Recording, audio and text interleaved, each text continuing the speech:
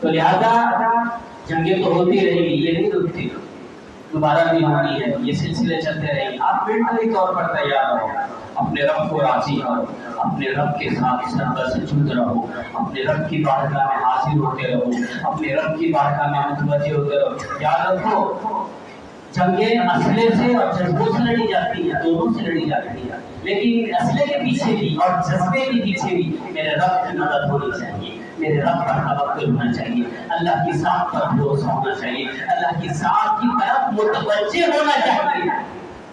یہ چیزیں ہوں گی ہم جب جیتے رہتے ہیں، کوئی مسئلہ نہیں ہمارا، کوئی پرابلم نہیں، لیکن بس جب بھی ہم نے مار کھائی اس پر کھائی جب ہم نے رب سے توجہ ہٹانا، جب ہم نے اپنے رب سے منہ پھیر لیا، جب ہم اپنے رب کی نافرمانی کرتے ہیں تب جا کے ہم مار کھاتے ہیں۔ لیکن جب ہم کھڑے رہے اور اپنے رب کی طرف متوجہ رہے اور اپنے رب پر بھروسہ رکھے، دنیا کی کوئی طاقت ہمیں شکست نہیں دے